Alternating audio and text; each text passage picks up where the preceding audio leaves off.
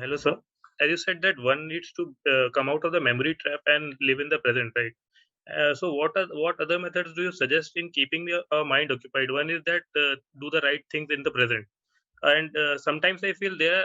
What sources should I follow that can guide us to get out of this trapped feeling that we get? And we often are clueless that whom should we seek guidance from, or what source should we go to get the right guidance. So, what do you suggest about that?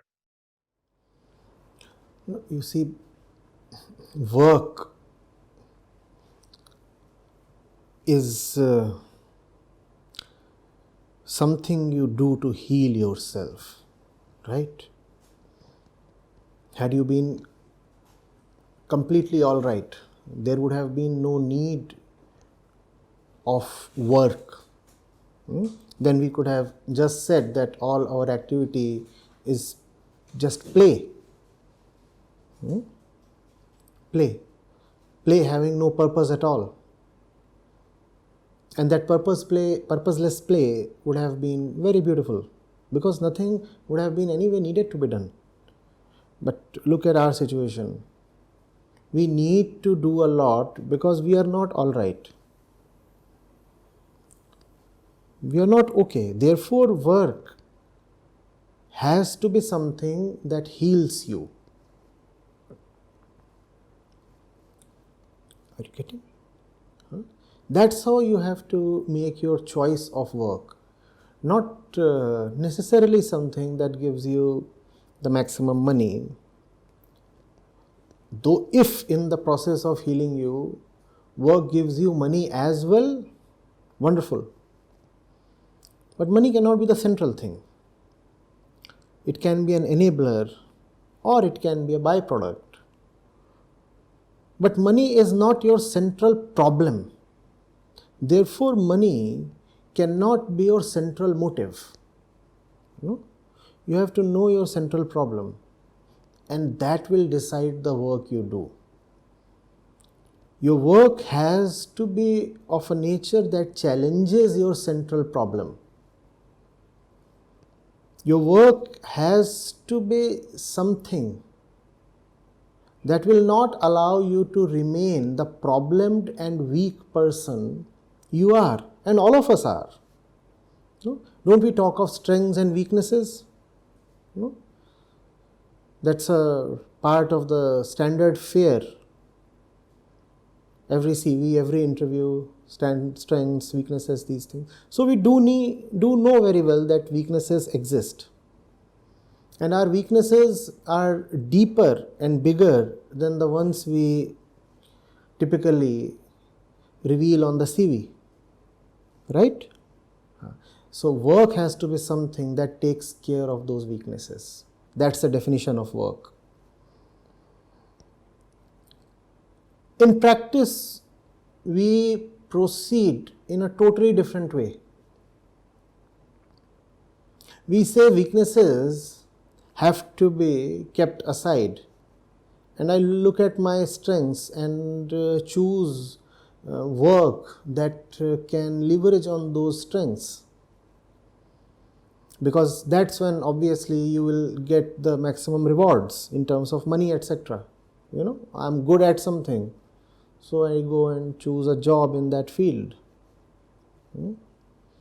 It seems intuitively okay, but think of it. You are living by your so-called strengths and allowing your weaknesses to go unaddressed. How will you live? And remember, the so-called strengths and weaknesses are two faces of the same coin. What you call as your strength is not at all divisible or separable from your weaknesses.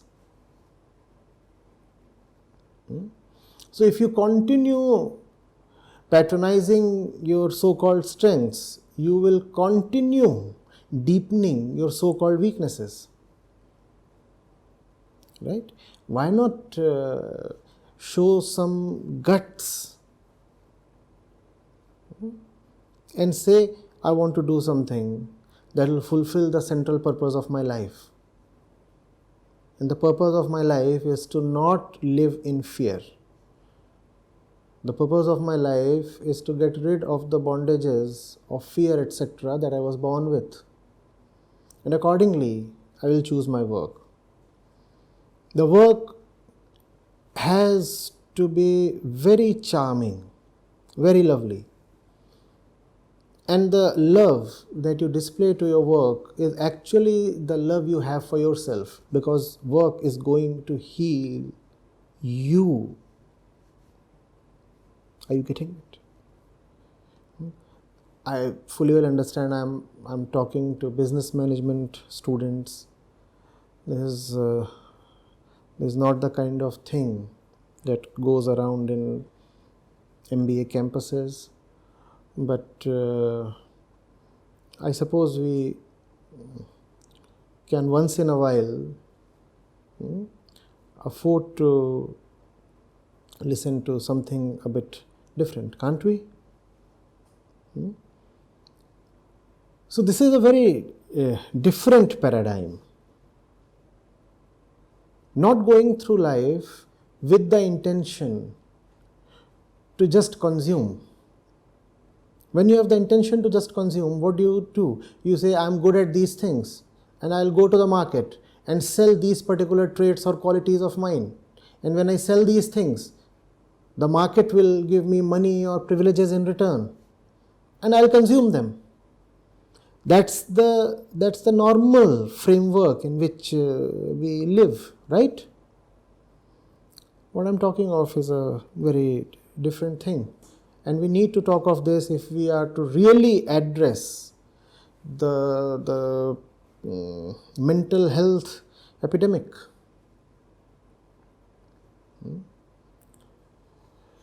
We are not discarding money here. We are not talking of any of that. We are not talking of the stereotyped spiritual stuff that says that money does not mean anything, success, etc., is just fiction, and one has to attain God, and that is the purpose of life. And you don't need ambition, you don't need hard work. All you need to do is chant the name of God all day and you will be done. We are not talking of any of that. We want to honestly and closely look at the human condition, our own condition, and inquire and debate, what is it that we really need to do? What are we here for? You see, all these are things in life, no? The education you get, the job you get, the family you are born in, the spouse you choose, these are all things on the table. And it's a very vast table. None of these things is life itself. Right? But at times, when we are afraid and when we are nervous and when we do not know, then one of these things or several of these things can appear larger than life.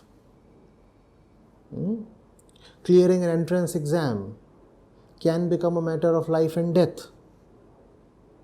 Getting that particular job can become the central purpose of life. A heartbreak in an affair can push you to contemplate suicide. These things start appearing so big. Are they really so big, or is there something else that you exist for? And if there is something else that you exist for, shouldn't you utilize your knowledge, your courage towards that? The knowledge you would be getting in your campus would be fabulous. The question is, what is that knowledge to be used for? For personal consumption that will keep you fed and fat, but never challenge you enough to shatter your weaknesses down?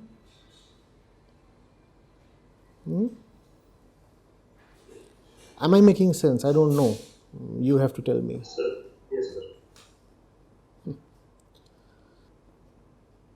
Thank Thank you so much, sir, for enlightening us with the insights and all these thought provoking words you've shared with us today. And coming from such an eminent personality like you, I'm sure they'll resonate with each and every member of the audience. On behalf of IIM Nagpur student fraternity, I take this opportunity to express our sincerest gratitude to you for taking out time from your jam packed schedule and gracing this event with your presence. I hope the audience had a great time. Thank you so much, sir. Thank you, Shruti.